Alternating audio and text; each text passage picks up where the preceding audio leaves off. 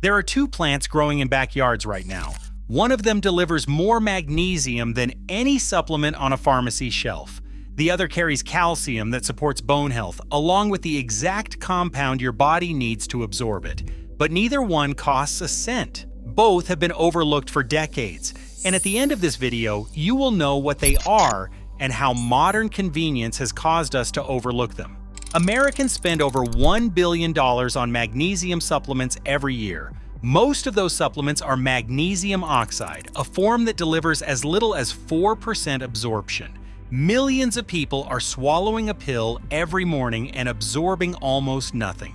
And calcium supplements have the same problem. Without a compound called vitamin K2, that calcium never reaches the bones. It deposits in the arteries instead. The Rotterdam study documented this. The guidelines never changed. This video covers two plants that help unlock these essential minerals. One is packed with absorbable magnesium, and the other offers a powerful plant-based source of calcium. Science confirmed both of them. Nobody told you.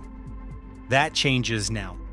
Let us start with the first plant, and let us start with the that most people throw it away. Every October, in homes across the United States, people carve pumpkins. They scoop the interior clean and throw the seeds in the trash. In that single motion, they discard what the United States Department of Agriculture has confirmed is one of the most magnesium-dense whole foods available. 100 grams of raw pumpkin seeds contain approximately 550 milligrams of magnesium. That is roughly 130% of the recommended daily value in a single food that you can grow yourself. To understand why that number matters, you need to understand what magnesium actually does inside the body. A researcher named Jeroen de Baege, publishing in Physiological Reviews in 2015, documented that magnesium participates in over 300 enzymatic reactions. It regulates blood pressure, blood sugar, nerve transmission, and muscle recovery. Clinical deficiency of magnesium is directly linked to osteoporosis, cardiovascular disease, and type 2 diabetes. These are the most medicated conditions in the Western world, and the most overlooked mineral in all three of them sits inside a pumpkin seed. A 2012 analysis in Nutrition Reviews found that approximately 48% of Americans consume less magnesium than the recommended daily intake. Nearly half the country. The supplement most commonly sold to address that gap is magnesium oxide. It is cheap to manufacture, but its absorption rate is as low as 4%. Magnesium in whole food form, bound to protein and fat as it naturally occurs in a seed, absorbs at a dramatically higher rate. The supplement industry built a billion-dollar market on a product that barely works. The seed in your compost bin was always the better answer, but magnesium is only part of the story. Pumpkin seeds contain vitamin K1, which the body can partially convert into the essential K2 forms. K2 is the missing piece that most calcium conversations never mention. Research by Cees Vermeer in 1995 and confirmed again by the Rotterdam study in 2004 showed something important. K2 determines where calcium goes in the body. Without it, calcium deposits in soft tissue and in arterial walls. With it, calcium is directed into bone matrix where it builds density. The Rotterdam study followed thousands of participants in the Netherlands over a period of years. Higher dietary K2 intake was associated with significantly reduced cardiovascular calcification and stronger bone tissue. That study was published and discussed, and then mostly ignored. Clinical guidelines continued recommending calcium supplements without K2 alongside them.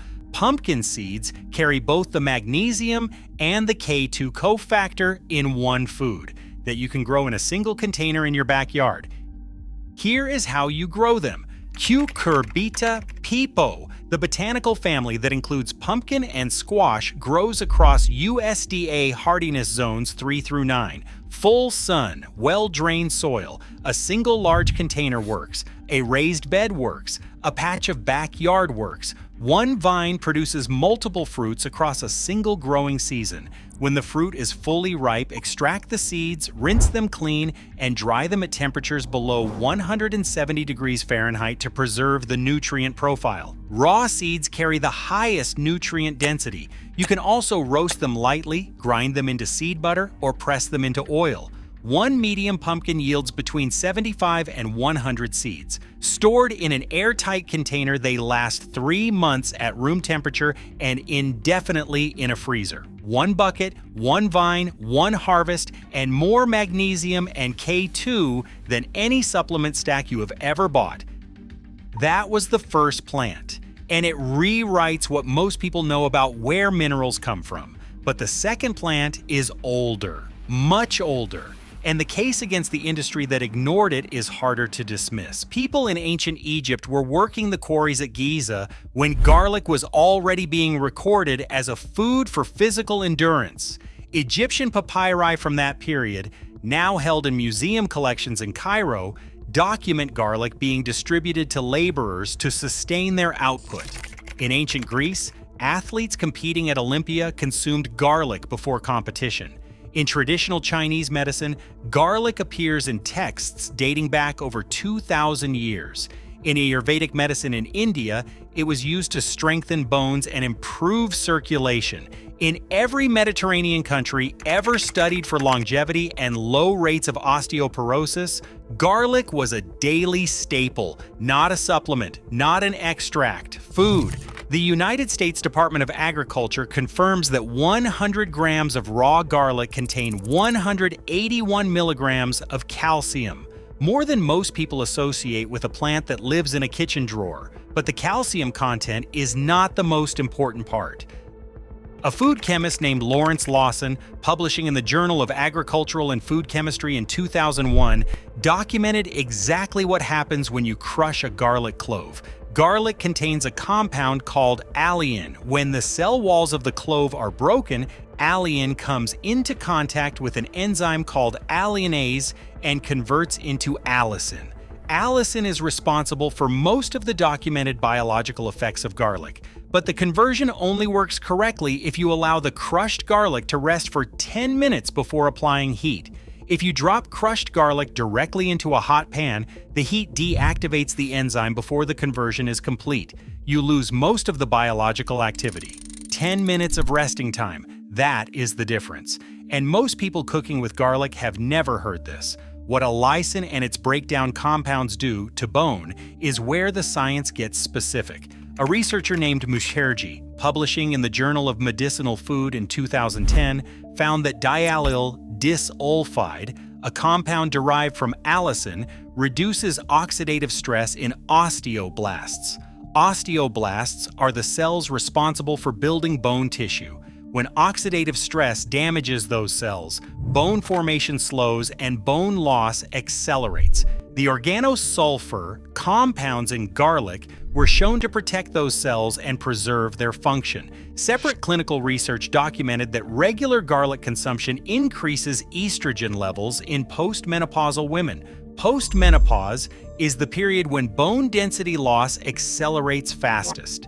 The research showed measurable reductions in bone resorption markers in women who consumed garlic regularly. This research existed, it was published, and it appeared in 0 international clinical guidelines for osteoporosis.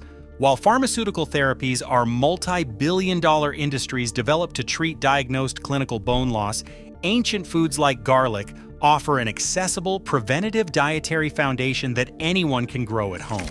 The Mediterranean populations that researcher Antonia Trikopoulou and colleagues studied for the New England Journal of Medicine in 2003 showed something visible in the data. Garlic was a dietary fixture in every high-adherence Mediterranean group. So was a low rate of bone disease. The recommendation that followed pointed to Mediterranean dietary patterns in general, not to planting garlic. That distinction is worth sitting with.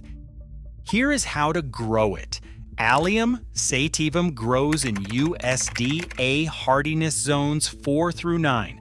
Plant individual cloves in autumn, roughly 6 weeks before the first hard frost. Space them 6 inches apart. The plant grows well in a container at least 8 inches deep. You plant in autumn and harvest the following late spring or early summer. The signal is when roughly 2/3 of the leaf tops have yellowed and bent over. Pull the bulbs, hang them in a dry and ventilated space, and allow them to cure for 3 to 4 weeks. Properly cured garlic stores 6 to 8 months without refrigeration. Crush the clove, wait 10 minutes, then cook. And when you eat garlic alongside pumpkin seeds, the research suggests the combination works better than either alone. A 2020 study published in the journal Nutrients found that organosulfur compounds in garlic improve the bioavailability of minerals from food consumed in the same meal. The magnesium from the seeds absorbs more effectively with garlic present. 2 plants grown in the same raised bed, harvested in the same season, eaten in the same meal. They form the mineral system that 3 separate supplement bottles try to replicate for $30 a month. You can grow both for the cost of 1 seed packet. There are plants growing wild in fields and gardens right now, plants being pulled out as weeds and thrown into compost bins. Every one of them carries a documented mineral profile. Stinging nettle, lamb squirters, small-sized yellow beans, radish, moringa, amaranth, and beet greens. Picture a farmhouse kitchen in rural Sweden on a cold March morning. Snow still covers the fields outside. An elderly woman pulls on thick leather gloves before stepping through her back door. She walks past the greenhouse and past the tool shed to a patch of tall green plants growing along the stone wall.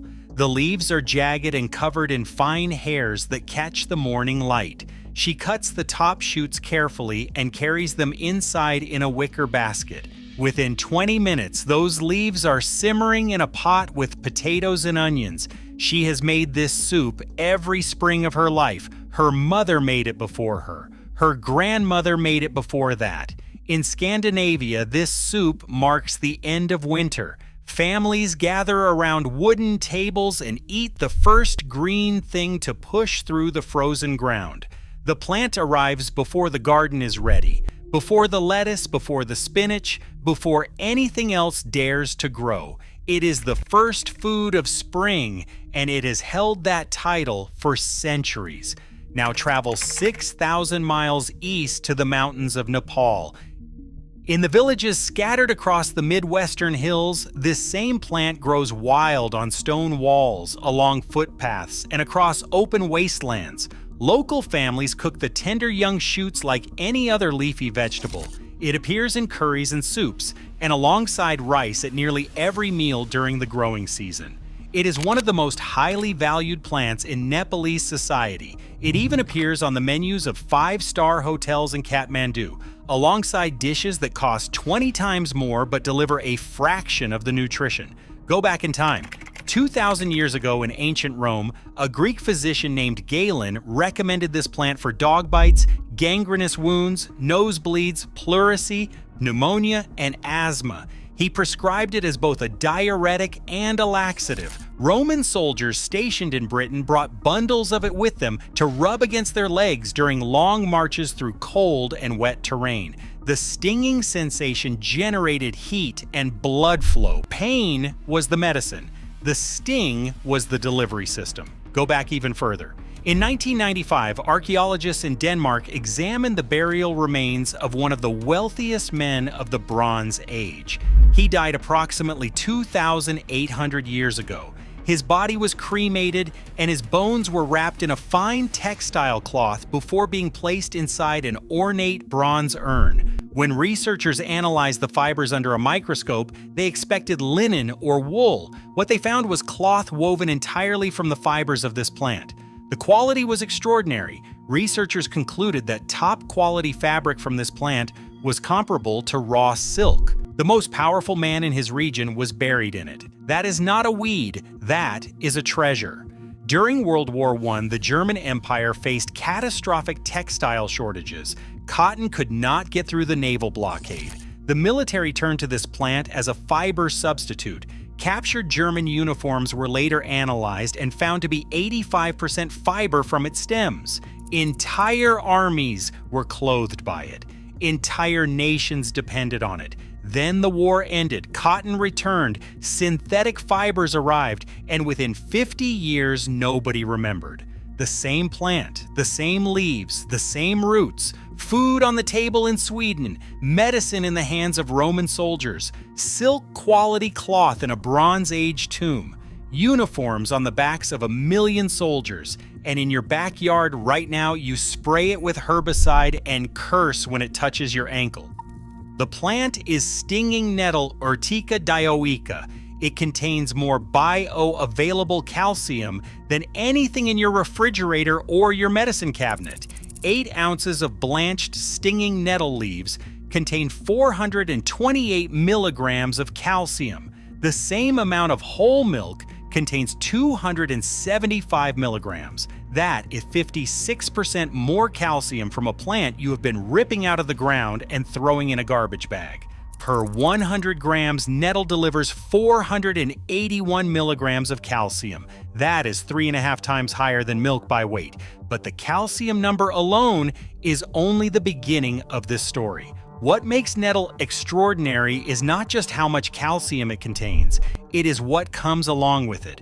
100 grams of nettle greens provide 499 micrograms of vitamin K. That is over 400% of what your body needs in a single day. Vitamin K is the gatekeeper of calcium metabolism. It activates the proteins that pull calcium out of your blood and guide it directly into your bones. Without vitamin K, calcium is a lost package with no delivery address. Nettle provides the address. Nettle is also one of the richest plant sources of boron on Earth. Boron helps your body retain calcium and magnesium. It supports the hormones involved in bone maintenance and may help delay the onset of osteoporosis. This is not a single isolated mineral in a capsule. This is a living system of nutrients designed by evolution to work together. There is also magnesium at 57 milligrams per 100 grams. There is silica for connective tissue integrity, iron at 1.6 milligrams, vitamin A at over 2,000 international units, and crude protein at 33.8% of dry weight, which is higher than most cereal grains. One more detail that matters. The amount of phytate in nettle is extremely low. Phytate is the compound in many plants that locks minerals behind a chemical gate and prevents your gut from absorbing them. Nettle barely has any. The calcium is there, the cofactors are there, and the gate is wide open.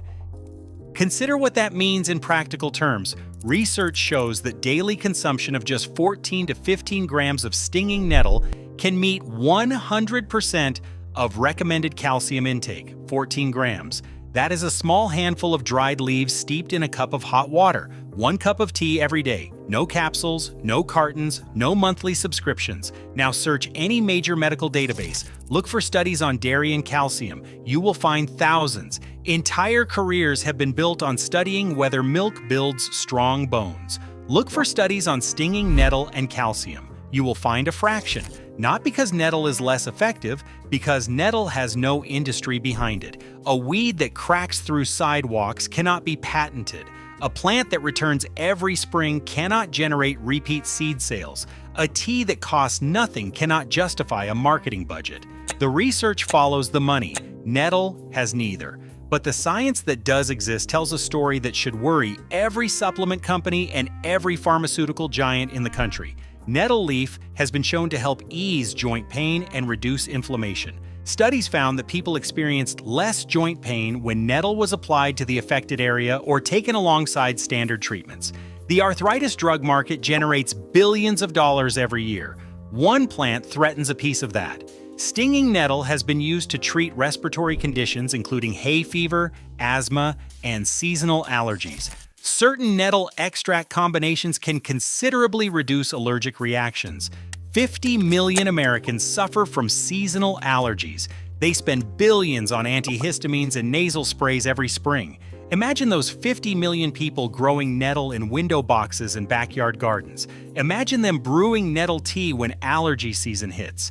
the pharmacy revenue disappears. Nettle can help reduce the absorption of sugar from food, keeping blood glucose levels more stable.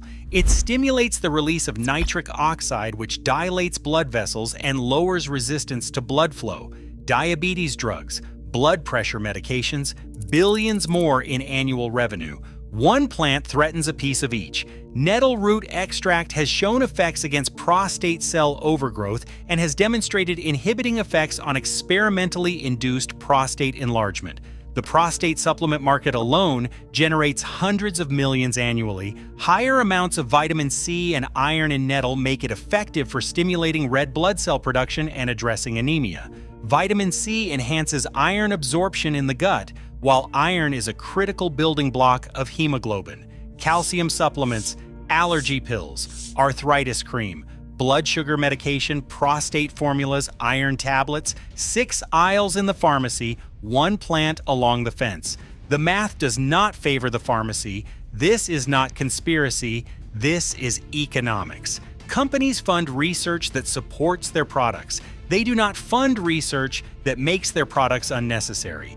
A self-seeding perennial weed that addresses 6 conditions simultaneously and costs nothing after the first encounter will never generate shareholder value. So the funding goes elsewhere, the knowledge gap persists, and you keep mowing every Sunday morning.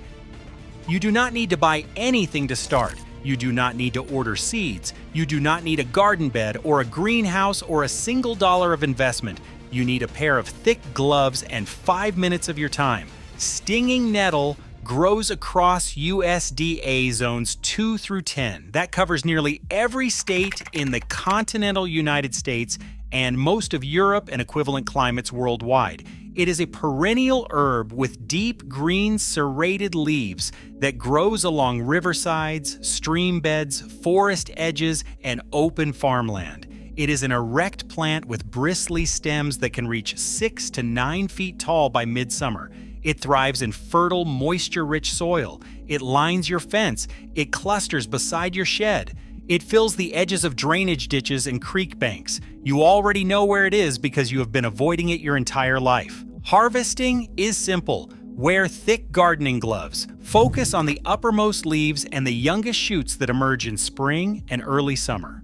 Young nettles taste nutty, earthy, and green. The stinging hairs on younger plants are less developed, which makes them easier to handle and better for the kitchen.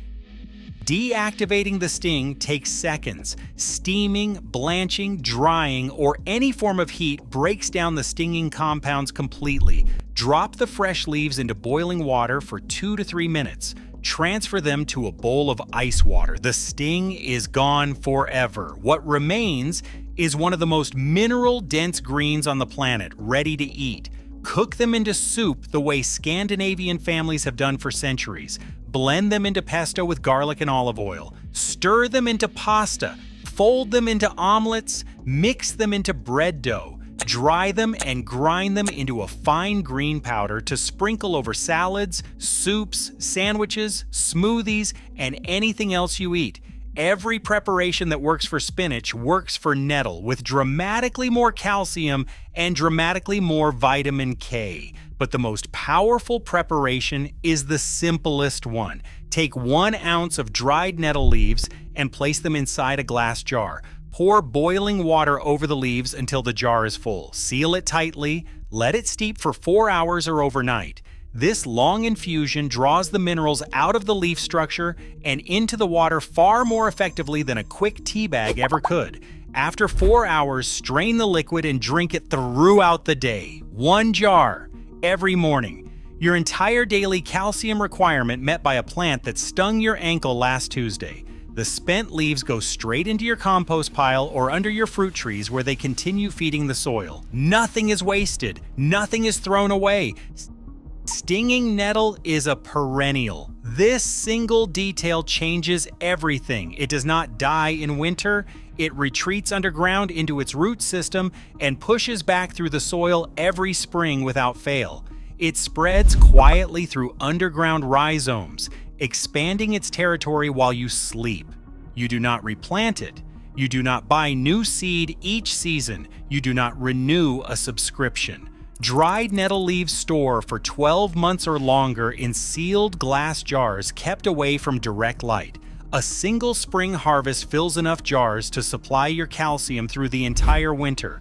No cold chain shipping, no factory processing, no industrial supply chain between you and the mineral your bones need most. Think about what happens when supply chains break. Pharmacy shelves go bare, supplement shipments stop arriving, milk prices double overnight. The family dependent on calcium pills and dairy cartons faces a sudden nutritional gap with no backup plan. But the family with nettle growing along the back fence faces no disruption at all. They harvest leaves in spring, they dry them for winter, they follow no complicated process and depend on no factory in another state. Their calcium supply is secure because it is rooted in the ground beneath their feet. This is what resilience looks like. Not a stockpile, not a subscription, a plant that comes back every year whether anyone asks it to or not. The question was never why anyone hid this plant. Nobody hid it. Swedish grandmothers still simmer nettle soup every March. Nepalese villagers still serve it with rice at every meal. Roman physicians wrote prescriptions for it 2,000 years ago. English farmers market vendors still stack fresh bundles of it next to the asparagus every April. The knowledge was always there, always public, always growing through the cracks. The answer is not conspiracy. The answer is structure. What cannot be patented cannot be marketed. What cannot be marketed does not enter consciousness. 2 generations grew up reaching for the milk carton and the supplement bottle, while the answer pushed uninvited through the fence line and got sprayed with weed killer for its trouble. The plant does not care about revenue streams or marketing budgets or industry lobbying. It cares about one thing: returning. Every spring, it will push through the same soil whether you want it there or not. It has done this for thousands of years before you were born, and it will do it for thousands of years after. The only question left is whether you keep mowing it down or whether you finally put on a pair of gloves and meet it halfway. Every spring, stinging nettle will return to remind you that the most valuable things in life often cost the least. A patch of ground along a fence, a pair of leather gloves, a pot of boiling water, and then years of calcium from a plant that Western nutrition ignored, while 500 million people across Europe and Asia ate it for dinner. In 1950, Danish workers cutting peat from a bog near the village of Toland discovered something that would change archaeology forever. They found a human body so perfectly preserved that they initially called the police, thinking they had discovered a recent murder victim. The body belonged to a man who had died over 2,400 years ago. Scientists named him Toland Man. His face remained so intact that you can still see his closed eyes, his furrowed brow, the stubble on his chin. He looked like he was sleeping. But scientists were most interested in something else: his stomach. In 2021, researchers from the Danish National Museum conducted the most detailed analysis ever performed on Toland Man's last meal. They used advanced microscopy and lipid analysis to identify exactly what he ate in the hours before his death.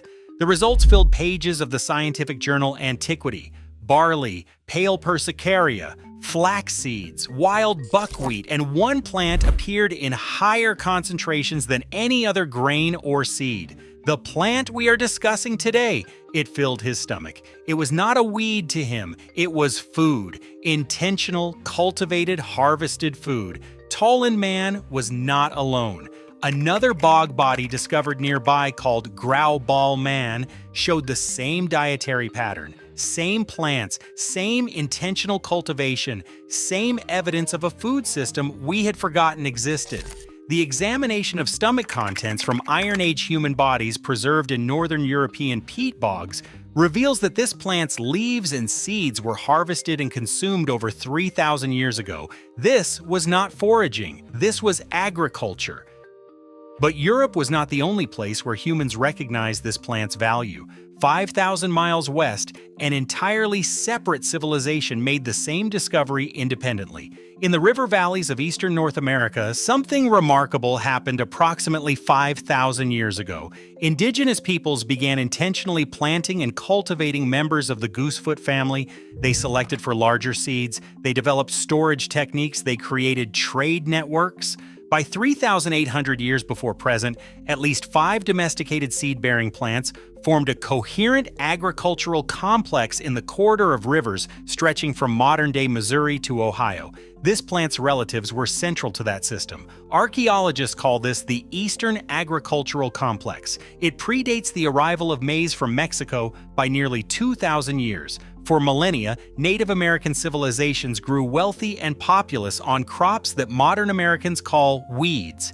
At Russell Cave in Alabama, archaeologists found direct evidence of this forgotten agriculture. Seeds from the Chenopodium family were stored intentionally and cultivated systematically. This was not a minor food source. This was a staple crop. 3 separate domestication events: the Andes Mountains of South America, the highlands of central Mexico, the woodlands of eastern North America. 3 independent civilizations looked at this plant and reached the same conclusion. This is valuable. This is worth cultivating. This feeds our people. And here is perhaps the most revealing connection of all. You have heard of quinoa, the ancient Andean superfood that now costs $8 per pound at health food stores. The grain that Instagram influencers add to their smoothie bowls, the seed that generates hundreds of millions in annual sales. Quinoa is Chenopodium quinoa. The plant we are discussing is Chenopodium album. They are close relatives, the same genus with similar nutritional profiles. Recent studies published in the Journal of Food Composition and Analysis compared them directly. The results shocked researchers. Chenopodium album demonstrated superior nutraceutical and amino acid profiles compared to quinoa. The weed outperforms the superfood. The free plant beats the expensive one, and almost no one in the Western world has ever heard of it. The plant is called lamb squarters. That is its most common American name, Chenopodium album. This is the most nutritious plant you have never been told about. Let me show you what modern science has confirmed about its composition. In a 100-gram serving of raw lamb squarters leaves, you receive 96% of your daily vitamin C requirements, 73% of your vitamin A, 37% of your riboflavin, 37% of your manganese, 31% of your calcium, and all of this for only 43 calories. Compare this to spinach, the green that nutritionists celebrate.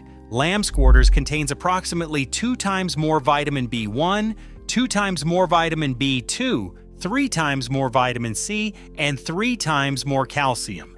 Compare it to kale, the vegetable that launched 1,000 wellness brands. Lamb squarters contains about 2.5 times more vitamin A than kale. It is richer in protein, richer in fiber, and richer in most minerals that matter. But the real treasure is the mineral content.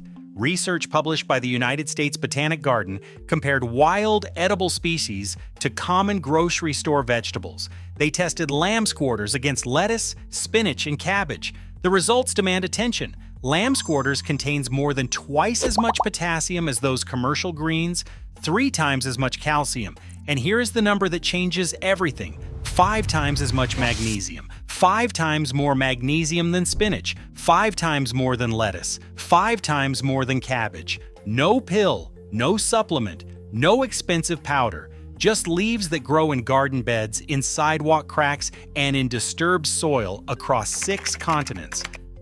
The protein content tells its own story. Fresh lamb squarters leaves contain 4.3% protein per 100 grams, higher than most leafy greens. But dry the seeds and the numbers become remarkable. Research published in Food Science and Nutrition found protein content in lamb squarters seeds ranging from 16.6 to 19.7%, comparable to many legumes, better than most grains. And here is what makes the mineral content particularly valuable. Many leafy greens contain high levels of oxalic acid. Oxalates bind to minerals like calcium and magnesium, reducing how much your body can actually absorb. Spinach is notorious for this. It looks nutritious on paper, but oxalates steal much of that value. research on Chenopodium species found something different. Considering the high percentage of magnesium and the ratio of oxalic acid to calcium plus magnesium, lamb squarters had lower interference ratios than beet or spinach, better bioavailability. More of what you eat actually reaches your cells. The supplement industry does not want you to understand this distinction. They sell isolated magnesium compounds, magnesium oxide, magnesium citrate, magnesium glycinate. Each has different absorption rates. Each requires additional purchases when bottles run empty. Plant form magnesium comes with cofactors, enzymes, fiber, complementary nutrients that evolution designed to work together. Your body recognizes food, it does not always recognize pills, but nutrition alone does not explain why this plant was erased from Western consciousness. The real answer lies in something even more remarkable, something that threatens the economic model of modern food production. Lamb squarters produces an average of 72,000 seeds per plant. Some specimens produce over 100,000. Under ideal conditions, researchers have documented plants producing up to 500,000 seeds. A single well-established patch can release 50 million seeds per hectare.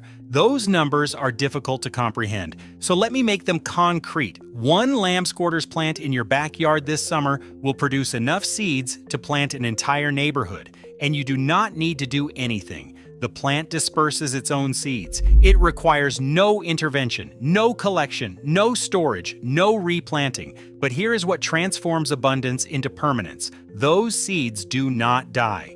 Studies on seed longevity found that lamb squarter seeds remain viable in soil for 12 to 78 years. One study documented 32% germination rates after 20 years of burial. Another found viable seeds after 40 years. Think about what this means. Your great-grandmother could have planted lamb squarters once, done nothing else, and you could harvest from her original planting today. The plant also adapts to almost any condition. Research published in PLOS One documented remarkable germination under a wide range of environmental conditions, combined with exceptional tolerance to abiotic stress.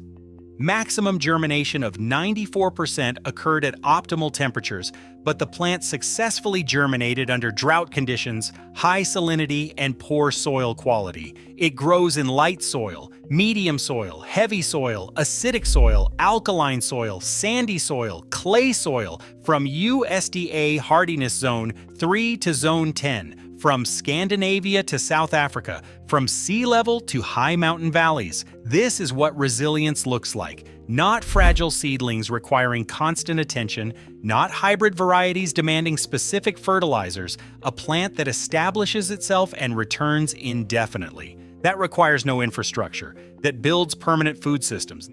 Now, consider what this means for existing industries. Buy seed once, plant once, harvest forever. What happens to seed company revenue when a crop perpetuates itself? What happens when customers never need to purchase again? The global seed industry generates over $60 billion annually. Corn, soybeans, wheat, cotton. These crops require new seed purchases every planting season. Many modern varieties are hybrids that do not breed true. Some are patented. The business model depends entirely on repetition. Lamb squarters breaks this model. It refuses to participate in annual transactions. It cannot be controlled. It cannot generate recurring revenue. From an industry perspective, this plant is worthless, worse than worthless. It is competition. The supplement industry faces the same problem. The global magnesium supplement market reached $3.5 billion in 2023. Projections show growth to nearly $7 billion by 2032. This growth depends on one thing: continued magnesium deficiency. Government statistics reveal that nearly 90% of American adults are not meeting recommended dietary intake for magnesium. Some studies suggest that as much as half the total population is clinically deficient.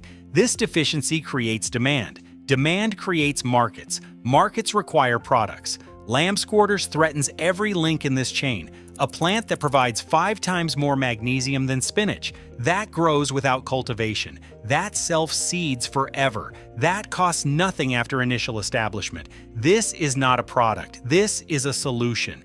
And solutions are bad for business. The research funding patterns reveal the structure clearly. Search PubMed, the database of medical literature. Search for fish oil studies. You will find over 15,000 results. Search for magnesium supplement studies. Thousands more. Now search for Chinopodium album nutritional research. A few hundred studies, most conducted in India, Nepal, or Pakistan. Almost none funded by Western institutions. Scientific papers repeatedly use the same word to describe this plant: neglected. The nutritional characteristics of the neglected species Chinopodium album. That word appears again and again in the literature. Neglect is not conspiracy. No shadowy meetings occurred where executives decided to suppress lamb squarters. No memos circulated demanding its erasure. The mechanism was simpler. Economic systems see what benefits economic systems. Research follows funding. Funding follows patents. Patents require control. Lamb squarters cannot be controlled. It self-seeds. It spreads. It naturalizes. It becomes wild. It becomes free. What cannot be owned cannot be sold. What cannot be sold cannot be marketed. What cannot be marketed does not enter consciousness. The weed classification completed the erasure. Agricultural Extension Services describe lamb squarters as one of the more competitive weeds in row crop production. Studies document 13% yield loss in corn with just one lamb squarters plant per 1.5 feet of row. 25% yield loss in soybeans. From the perspective of industrial monoculture, this is a threat. Diversity is inefficiency. Spontaneous growth is chaos. The same traits that make lamb squarters valuable as food make it problematic for uniform commodity production. Herbicide manufacturers need enemies. Lamb squarters became a target. Billions of dollars of chemicals designed to kill a plant that feeds people. The same pattern appeared with white clover. For 80 years, American lawn seed mixes contained clover because it fertilizes soil naturally. Then herbicide companies needed peacetime markets. They removed clover from seed mixes. They sold poison to kill what they had previously sold as beneficial. No one suppressed lamb squarters through active conspiracy. The system simply forgot, or rather, it remembered only what could be monetized. But the plant does not care about monetization. It does not care about quarterly earnings or shareholder value or market capitalization. It cares about reproduction. It cares about survival. It cares about spreading wherever soil and sunlight permit.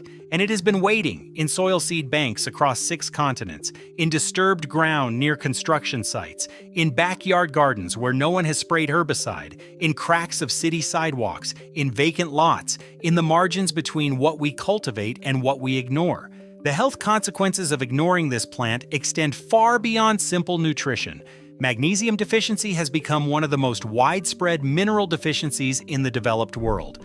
Your body uses magnesium for over 300 enzymatic reactions: muscle function, nerve transmission, blood sugar regulation, blood pressure control, protein synthesis, energy production. When magnesium runs low, everything suffers. Muscle cramps appear first, then fatigue that sleep does not fix, then anxiety without obvious cause, irregular heartbeat, migraines, difficulty sleeping. The symptoms are so common that most people assume they are simply part of modern life.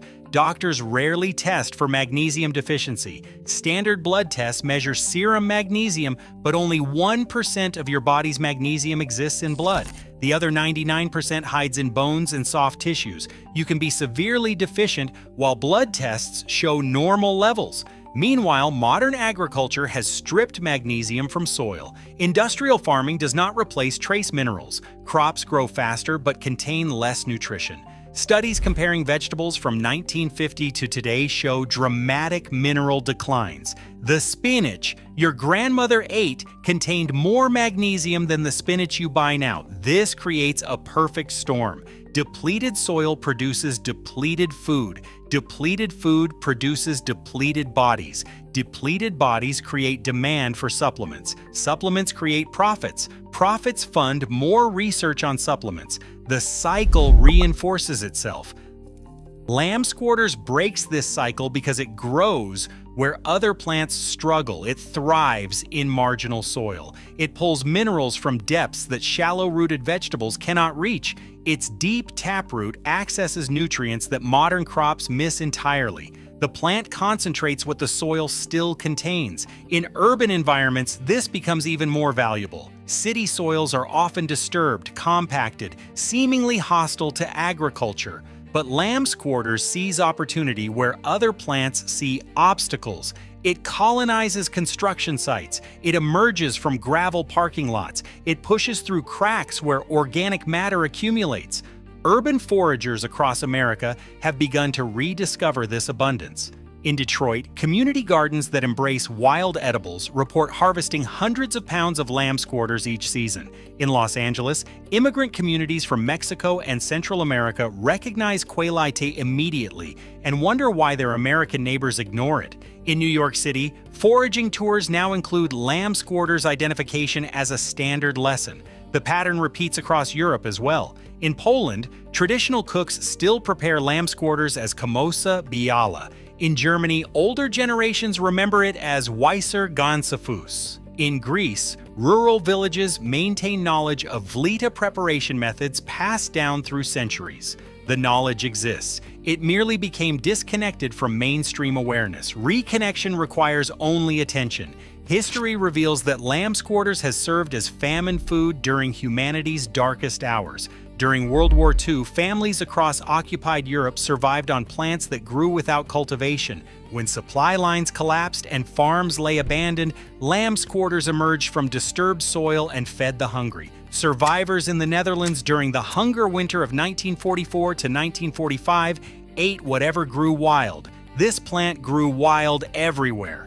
The same pattern appeared during the Great Depression in America. Rural families who remembered old knowledge foraged what others ignored. They stretched meager resources with free greens that required no purchase. The plant asked nothing in return. No money, no labor, no infrastructure, just recognition. In China, historical records document lamb's quarters consumption during countless famines stretching back millennia. The plant appears in ancient agricultural texts as a reliable backup when rice harvests failed. Peasant farmers knew that this green would appear when everything else disappeared. This history carries a lesson we have forgotten. Resilience does not come from complexity, it comes from simplicity. From plants that do not need us, from food systems that function when everything else fails. Our ancestors understood this. They maintained relationships with wild plants precisely because civilization sometimes collapses. We have traded that resilience for convenience, for plastic-wrapped vegetables shipped from distant continents, for supplements manufactured in factories, for the illusion that grocery stores will always remain stocked. The pandemic revealed how fragile these assumptions are. Empty shelves appeared within days, supply chains buckled under pressure. The knowledge to reclaim this abundance is simple. Identification requires no expertise. Look for the distinctive mealy white coating on young leaves, like someone sprinkled flour across the surface. The leaves are triangular or diamond-shaped, roughly 3 to 7 centimeters long on mature plants. The edges have irregular teeth. Upper leaves appear waxy and unwettable. The dusty coating washes off easily. Beneath it, the leaves look like any cooking green, dark green on top, sometimes purplish underneath. Dense clusters of tiny green flowers appear on spikes as the plant matures. Similar plants exist. The Auraceae species most commonly get confused with lamb's quarters. But here's the important fact: those are also edible. The confusion poses no danger. You might end up with slightly saltier greens, you will not end up poisoned. Cultivation is almost unnecessary. The plant appears spontaneously in most gardens. Stop pulling it out. That is the entire cultivation secret. If you want to establish a patch deliberately, scatter seeds on disturbed soil in spring after the last frost. Water occasionally until established, then step back. The plant requires nothing else. Harvest the young leaves when plants are 6 to 8 inches tall. This is when they are most tender. You can continuously harvest throughout the growing season by taking the top growth. New leaves regenerate within days. The young shoots can be eaten raw. Add them to salads. The flavor is mild, slightly mineral, a hint of spinach. The leaves are preferably cooked. Treat them exactly as you would treat spinach. Sauté with garlic, add to soups, fold into omelets, blend into smoothies. The flower buds and young flowers are also edible when cooked. They add texture and a slightly different flavor. For seed harvest, wait until late summer or autumn when the seed heads turn dark and dry. Strip the clusters into a container, winnow lightly by pouring seeds between two containers in a breeze. The chaff blows away. Toast the cleaned seeds lightly before eating, or grind them into flour, or boil them into porridge. One note about preparation. Like spinach and many leafy greens, lamb's quarters contains oxalates. For most people, this poses no problem. But if you have kidney stone concerns or eat very large quantities regularly, brief blanching reduces oxalate levels. Pour boiling water over leaves, let sit for 2 minutes, then drain.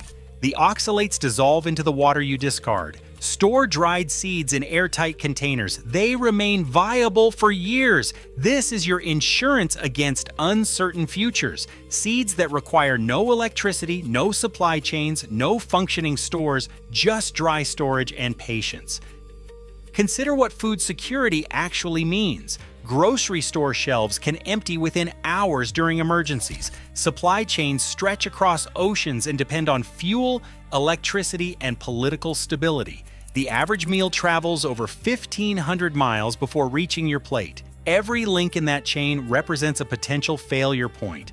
Now imagine a different model: food that grows without replanting, nutrition that requires no purchase, seeds that wait patiently underground for decades, harvest that regenerates within days of cutting. This is not a fantasy. This is lamb's quarters. This is what our ancestors understood before we forgot. The climate crisis makes this knowledge even more urgent. Droughts are intensifying across agricultural regions. Heat waves are destroying conventional crops. Water tables are dropping. Irrigation is becoming more expensive. The industrial food system that replaced traditional knowledge is showing cracks. Lamb's quarters thrives under exactly these conditions: heat tolerance, drought resistance, ability to grow in poor soil. This plant evolved for the world we are creating. It prepared for conditions that our pampered crops cannot survive. Every garden that maintains a lamb's quarters patch holds insurance against uncertain harvests. The real question is not whether you should grow lamb's quarters, it grows itself. The question is whether you will recognize it when it appears, whether you will see food or see a weed. 3,000 years ago, a man in Denmark ate this plant for his final meal. His body preserved in peat shows us what he valued. 5,000 years ago, Native American farmers cultivated its relatives as dietary staples. Their seeds preserved in cave sediments show us what they knew. This knowledge was never lost. Indian grandmothers still cook bathua every winter. Himalayan villagers still gather bethu from wild slopes. Mexican cooks still fold quilite into traditional dishes. The wisdom survived everywhere except where industrial agriculture and supplement marketing achieved total dominance. The supplement industry will not tell you about this plant. There is no profit in pointing you toward free nutrition. The seed industry will not promote it. You cannot sell annual products when a single planting lasts forever. The agricultural establishment will not celebrate it. You cannot spray herbicides on food crops, but the seeds do not read market reports. They do not track stock prices. They do not attend board meetings. They have been sitting in your soil for decades, waiting for disturbance, waiting for light, waiting for someone to stop poisoning them and start harvesting them instead. The seeds have been waiting in the soil for 40 years. The question is whether you will be ready when they finally decide to grow. Walk into any pharmacy in America tonight, stand in the supplement aisle and look at the shelves stretching from floor to ceiling. Vitamin A in orange bottles, vitamin B complex in yellow, vitamin C everywhere you look, vitamin D promoted on every end cap display. These vitamins dominate the conversation. They fill the advertisements. They appear on cereal boxes and juice cartons and protein bars, but one vitamin remains almost invisible on these shelves. One vitamin that researchers now believe may be more important than any of them. The forgotten nutrient that 97% of Western adults lack. That number deserves repetition. 97%. In a study published in the Journal of Human Nutrition and Food Science, researchers evaluated 452 healthy adults with no obvious health problems. They used advanced testing methods that standard blood work ignores. The results shocked the medical community. 438 out of 452 participants tested deficient or insufficient in vitamin K2. These were not sick people. These were healthy adults who believed they were eating well. And almost every single one of them was starving for a nutrient they had never heard of. The confusion begins with a simple mistake. Most people assume vitamin K is vitamin K. They eat their spinach and kale and believe they have covered their bases, but the science tells a different story. Vitamin K1 and vitamin K2 are fundamentally different substances with completely different sources and completely different functions in the human body. Vitamin K1 comes from leafy green vegetables. Spinach provides it, kale provides it, broccoli and Brussels sprouts provide it, but vitamin K2 does not exist naturally in plants at all. Vitamin K2 is synthesized by bacteria. It requires fermentation or animal sources. Two vitamins share a letter, but they are separated by everything that matters. The Western diet failed to account for this distinction. 3 generations ago, American families regularly consumed organ meats and fermented vegetables. Liver appeared on dinner tables, sauerkraut sat in refrigerators, families made their own pickles, and preserved their own vegetables through traditional fermentation. These foods provided K2 without anyone understanding the science behind them. But modern eating patterns eliminated these traditions. Americans stopped eating liver because they found it unpleasant. They stopped fermenting vegetables because supermarkets offered convenient alternatives. They replaced ancestral wisdom with industrial convenience, and in doing so, they removed K2 from their diets entirely. The consequences of this shift emerged in a landmark study conducted in Rotterdam, Netherlands. Researchers followed 4,807 participants for 10 years, tracking their dietary habits and health outcomes. The results, published in 2004, changed everything scientists understood about vitamin K. Participants who consumed at least 32 micrograms of vitamin K2 daily experienced a 50% reduction in arterial calcification. They experienced a 50% reduction in cardiovascular death. They experienced a 25% reduction in death from all causes. These numbers represented one of the most significant dietary findings in modern nutrition research. But here's what makes this study revolutionary. The researchers also tracked vitamin K1 intake from all those leafy greens that nutritionists celebrate. Vitamin K1 showed zero correlation with any of these protective effects. None. Eating spinach every day provided no cardiovascular benefit whatsoever. Only vitamin K2 demonstrated these life-changing results. The distinction between K1 and K2 was not academic. It was the difference between protection and vulnerability. A second massive study confirmed these findings. The Prospect Epic study followed 16,000 women for 8 years, tracking their vitamin K2 consumption and heart disease outcomes. For every 10 micrograms of vitamin K2 consumed daily, the risk of coronary heart disease dropped by 9%. Once again, vitamin K1 showed no effect. The science was not controversial. The evidence was not ambiguous. 2 major studies involving over 20,000 participants across multiple countries reached the same conclusion. Vitamin K2 protects the cardiovascular system. Vitamin K1 does not. So where does vitamin K2 actually come from? The answer lies in the invisible world of bacterial metabolism. When certain bacteria feed on organic matter, they produce vitamin K2 as a metabolic byproduct. This process occurs naturally during fermentation. Consider cabbage sitting in your refrigerator. Raw cabbage contains abundant vitamin K1 from its green leaves, but essentially zero vitamin K2. Now take that same cabbage and ferment it into sauerkraut. The bacteria responsible for fermentation begin synthesizing menaquinones, the scientific name for vitamin K2. The cabbage transforms, and its nutritional profile changes completely. A food that contained no K2 now provides measurable amounts. But not all fermentation is equal. The specific bacterial strain determines how much K2 gets produced. The duration of fermentation matters enormously. Industrial shortcuts that speed up the process reduce K2 content dramatically. Traditional methods that allow slow fermentation over weeks or months maximize the nutrient density. This is why store-bought sauerkraut, pasteurized and processed, provides far less benefit than the homemade version your great-grandmother prepared. The bacteria died during pasteurization, the fermentation stopped, the K2 production ended. Even traditional sauerkraut, with all its benefits, produces only modest K2 levels, 5 to 10 micrograms per 100 grams. Enough to help, but not enough to solve the deficiency crisis affecting 97% of the population.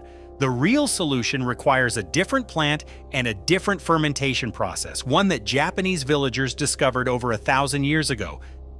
The plant is the soybean. The fermentation process transforms it into natto. The K2 concentration reaches levels that seem almost impossible, 900 to 1,000 micrograms per 100 grams. This is not a marginal improvement over other foods. This is 100 times more K2 than sauerkraut. This is 10 to 15 times more than aged Gouda cheese, which was previously considered the richest source. Scientific analysis published in Food Chemistry confirmed these measurements. Natto contains the highest concentration of vitamin K2 ever recorded in any food. The numbers become more striking when you consider serving sizes. A single tablespoon of natto contains more than 150 micrograms of vitamin K2. The recommended daily intake to achieve the cardiovascular benefits documented in the Rotterdam study is 32 micrograms. 1 tablespoon exceeds that requirement by nearly 5 times. One small serving of fermented soybeans provides more K2 than most Westerners consume in an entire week. For those avoiding animal products, this discovery carries even greater significance. Almost all significant K2 sources come from animals: liver and organ meats, egg yolks from pasture-raised chickens, aged cheeses, butter from grass-fed cows. Vegans and vegetarians face an almost impossible challenge obtaining adequate K2 from their diets. Natto stands alone as the only plant-based food providing meaningful amounts. 1 tablespoon delivers what no amount of vegetables could ever provide. The origins of this fermented food disappear into Japanese legend. One story attributes the discovery to a samurai warrior named Minamoto no Yoshii, who lived from 1039 to 1106. During a military campaign in northeastern Japan from 1086 to 1088, his troops were attacked while boiling soybeans to feed their horses. The soldiers hastily packed the warm beans into rice straw bags and fled. When they opened the bags several days later, the beans had fermented into something sticky and strange smelling. Rather than discard this suspicious food, the hungry soldiers ate it anyway. They discovered they liked the taste. Natto was born from necessity and survival. An alternative origin story traces natto to Buddhist monks in 7th century Japan. Prince Shotoku, who lived from 574 to 622, allegedly discovered the fermentation process through a similar accident involving cooked soybeans wrapped in rice straw. As a devout Buddhist scholar, Shotoku helped establish vegetarian temple cuisine throughout Japan. Monks needed protein sources that did not require killing animals. Natto became a cornerstone of Shojin Ryori, the devotional vegan diet practiced in Zen monasteries for centuries. The science behind this accident would not be understood until 1894, when Japanese scientist Kikuji Yabe first identified Bacillus subtilis as the bacterium responsible for the transformation. The rice straw naturally harbored these bacteria. When warm-cooked soybeans contacted the straw, the bacteria began feeding and multiplying. Their metabolic processes converted the beans into natto while synthesizing extraordinary amounts of vitamin K2.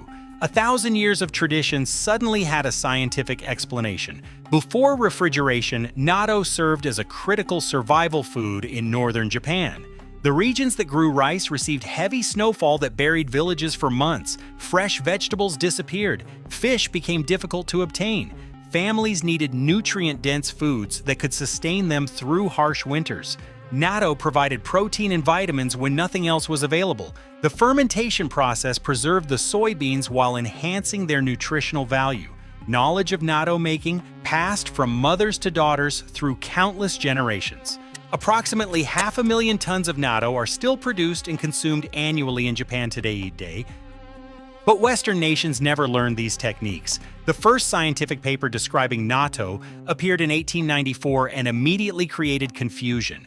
Yabe repeatedly used the term vegetable cheese to describe the fermented soybeans. Western scientists reading his work developed misconceptions about what natto actually was. The mistranslation persisted for generations. Researchers who encountered the term assumed natto was some variant of dairy fermentation rather than a unique soybean product.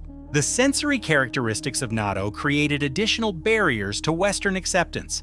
The fermentation produces a sticky, slimy texture with stringy threads that stretch when the beans are stirred. The smell carries pungent notes of ammonia. The flavor is strong and distinctive. A 2009 survey in Japan found that 70% of respondents enjoyed eating natto.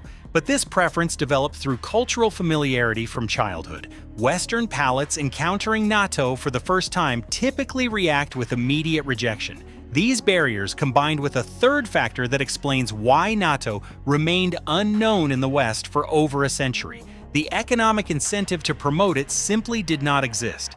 Consider the structure of the supplement industry. The global vitamin K2 market reached $292 million in 2024, and projections estimate it will exceed $600 million by 2030. The broader vitamin K2 supplements market was valued at $1.36 billion in 2023, with expected growth exceeding 12% annually through 2030. Billions of dollars flow through an industry built on capsules and pills. These supplements require industrial processing. Companies must extract the vitamin from source materials. They must purify it to pharmaceutical standards. They must encapsulate it in precise doses. They must maintain cold chain shipping to preserve potency. They must conduct quality control testing. Every step adds cost. Every step creates opportunity for profit margins. Every step builds barriers that protect established players from competition. Now consider natto. The soybeans can be grown in a backyard garden. The fermentation requires nothing more than cooked beans and bacterial starter culture. A home kitchen provides all necessary equipment. The process takes 24 hours. The result provides more K2 than any supplement on the market. No patents are possible on fermented soybeans. No extraction technology requires licensing. No capsule formulation needs protection. A farmer with seeds and patience can produce unlimited K2 forever. The economics threaten every link in the supplement supply chain. This explains the research disparity that persists to this day. Search the PubMed database for studies on fish oil and omega-3 fatty acids. You will find over 15,000 published papers. Now search for studies on natto and vitamin K2. You will find a few hundred. The ratio approaches 40-1. This gap does not reflect scientific merit. Fish oil is not 40 times more important than natto. The gap reflects funding structures. Supplement companies sponsor research that supports their products. They do not sponsor research that makes their products unnecessary. The evidence of dietary impact exists for those willing to look. Research published in the journal Nutrition compared blood levels of vitamin K2 in women from 3 different locations: Tokyo, where natto is consumed frequently; Hiroshima, where natto is rarely eaten; and Britain, where natto is essentially unknown. The results were striking. Tokyo women showed mean serum concentrations of 5.26 nanograms per milliliter. Hiroshima women showed 1.22. British women showed 0.37. The difference between regular natto consumers and British women was 14-fold. 14 times more vitamin K2 circulated in the blood of people who ate this simple fermented food. The researchers found these blood levels were inversely correlated with hip fracture rates. More K2 meant stronger bones. Less K2 meant greater fracture risk. The dietary connection was measurable and significant, but this research never reached mainstream Western nutrition advice. The journals that published it did not drive public health campaigns. The findings remained buried in academic databases that practicing physicians rarely consult. 3 generations of Americans grew up without ever hearing the word natto. Not because anyone deliberately suppressed the information, not because a conspiracy hid the truth, but because the economic structures that determine what gets researched and what gets promoted had no incentive to share this knowledge. What cannot be patented cannot be profited from. What cannot be profited from does not get marketed. What does not get marketed does not enter public consciousness. But knowledge of natto spreads despite these obstacles. The internet routes around information blockades. Communities share traditional wisdom that corporations would prefer stayed hidden, and the practical reality remains unchanged. You can grow soybeans yourself. They thrive in USDA hardiness zones 3 to 9, which covers most of the continental United States and equivalent climates across Europe. The plants tolerate various soil types. They fix nitrogen from the atmosphere, improving soil fertility rather than depleting it. A single harvest provides enough seeds to plant the following year. One purchase becomes permanent supply. The cultivation process requires minimal expertise. Plant seeds directly in soil after the last frost date. Space plants 4 to 6 inches apart in rows. Water during establishment, then reduce as plants mature. Soybeans tolerate drought once their root systems develop. Harvest when pods have dried on the plant and beans rattle inside. Store dried beans in cool, dry conditions where they remain viable for years. Transforming those beans into natto requires equally simple techniques. Soak dried soybeans overnight in clean water. Steam or pressure cook until soft enough to crush easily between your fingers. While still warm, inoculate with Bacillus subtilis natto spores. Starter cultures are available online for a few dollars and contain enough bacteria for dozens of batches. Spread the inoculated beans in shallow containers. Maintain temperature from 100 to 115 degrees Fahrenheit for 22 to 24 hours. An oven with only the light turned on often provides adequate warmth.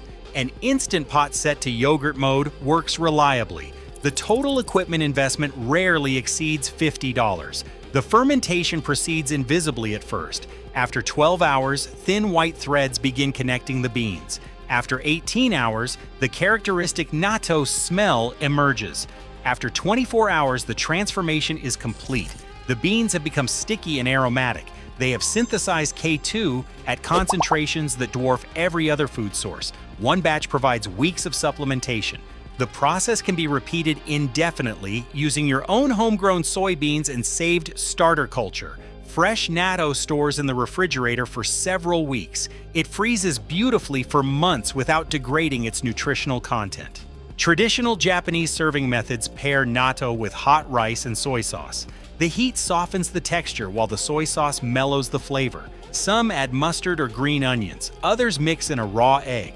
The combinations are endless and personal preference develops over time. The sticky texture that initially repels Western palates becomes familiar with repeated exposure. The strong flavor that seems overwhelming at first becomes appetizing. Japanese children grow up eating natto from infancy. Their palates never learn to reject it. Adult Western converts report that acceptance typically requires 5 to 10 exposures. The brain learns to associate the unusual sensory experience with positive nutritional outcomes. Acquired tastes work this way across all cultures. The supplement industry will continue growing. Market projections confirm this trajectory. Billions of dollars will flow to companies selling vitamin K2 in capsule form. Marketing campaigns will emphasize the importance of supplementation without mentioning that a tablespoon of fermented soybeans provides the same benefit. Physicians will recommend products they learned about from pharmaceutical representatives. The economic engine will keep turning, but the bacteria do not care about market projections. Bacillus subtilis cares about reproduction and fermentation. It cares about converting soybeans into natto while synthesizing menaquinone 7. It has been doing this for over 1,000 years in Japanese villages. It did this accidentally in rice straw bags carried by samurai warriors. It did this intentionally in Buddhist monasteries seeking plant-based protein. It continues doing this today in commercial factories producing 500,000 tons annually. The knowledge was never hidden. Korean grandmothers have fermented soybeans for centuries using their own traditional methods. Japanese morning markets have sold fresh natto since before anyone measured vitamin content. Chinese medicine documented the health properties of fermented soy in texts written 2,000 years ago. The information existed in plain sight for anyone who looked beyond Western nutrition science. The question was never, why did Asia hide this food? Asia hid nothing. The question is why Western systems failed to notice. Why 15,000 studies on fish oil and a fraction of that on natto? Why billions spent on supplements that a kitchen fermentation could replace? Why 97% deficiency in a vitamin that one food provides abundantly? The answer is structure, not conspiracy. Economic systems see what benefits economic systems. Research follows funding. Funding follows patents. Patents require control over production and distribution. Natto cannot be controlled. The soybeans self-seed. The bacteria multiply freely. The fermentation happens anywhere warmth exists. The knowledge spreads through communities that share rather than sell. You know now what the supplement industry prefers you did not learn. You know that 97% of Western adults test deficient in vitamin K2. You know that the Rotterdam study documented a 50% reduction in cardiovascular death among those consuming adequate K2. You know that natto contains 1,000 micrograms per 100 grams, while sauerkraut provides only 5 to 10. You know that soybeans grow in most temperate climates and produce seeds for the following year. You know that fermentation requires 24 hours and minimal equipment. The fermentation vessels sit waiting. The bacteria remain ready. The process that sustained Japanese villages through harsh winters remains unchanged by modern complexity. One decision by one person today creates food infrastructure that lasts for generations. Seeds saved from this harvest grow next spring without permission.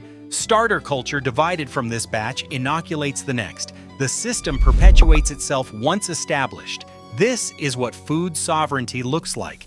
Not supplements shipped from factories across oceans, not capsules manufactured by corporations with quarterly earnings targets, but fermented soybeans made in your own kitchen from plants grown in your own soil using bacteria that multiply without cost.